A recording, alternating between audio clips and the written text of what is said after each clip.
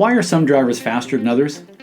Well, after coaching and training drivers of all levels for over 3 decades, if I had to choose just one thing that the best performance and race drivers do better than the average driver, it's how they pick up and use more information about the track in their car. It's what they soak up with their visual, kinesthetic, and auditory senses. All drivers have references around the track, things they use to know where to look, when to brake, turn the steering wheel, and begin accelerating. But some drivers see this when looking through a couple of corners,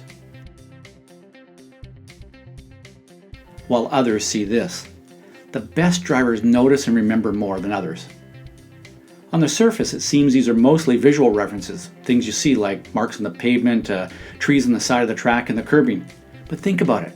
There are times when you use the feel of going over a bump or change in track surface, or a change in the sound coming from, let's say, the tires that tell you that you're either online or not.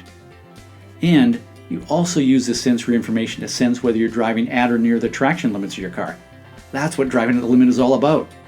The more of these references you have, the more sensory information you have, the better you'll drive, the faster and more consistent you'll be. And you'll correct any errors you make earlier because you'll recognize them sooner, and therefore your corrections will be smaller and more subtle. So, how do you learn to take in more quality sensory information? Through deliberate strategic practice, and specifically using what I call sensory input sessions. Here's how they work. First, head out on the track with the sole purpose of taking in more quality visual information. At a conscious level, be aware of everything that you can see. Ask yourself what you can see that you've never noticed before. For example, cracks and bumps in the track surface, changes in coloration of the pavement, references off the side of the track like trees and tire walls, the focal point off on the horizon as the car rotates through the corner, and even your hand and steering wheel movement.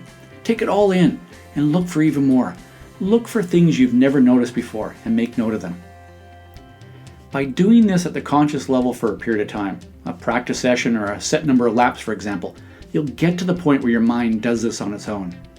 It'll have become a habit, something you do without thinking, and that's when you'll be giving your brain even more quality information to work with. Now that you've done a visual sensory input session, move on to a kinesthetic session, focusing on everything that you can feel.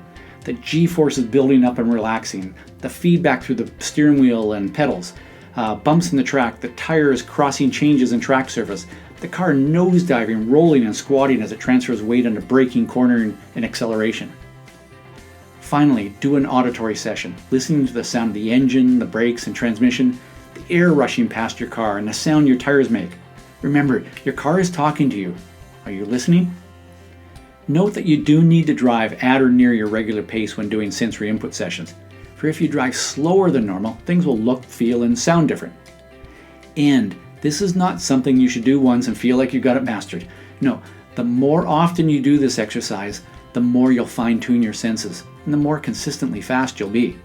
So be a sponge, soak up more sensory information.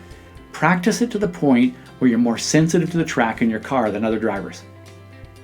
Why are some drivers faster than others?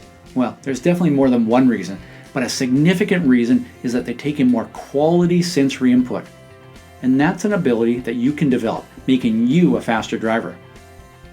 Hey, for more performance and race driving tips, head to speedsecrets.com. Sign up for my Speed Secrets Weekly e-newsletter or subscribe to my YouTube channel at Speed Secrets 1. And have fun.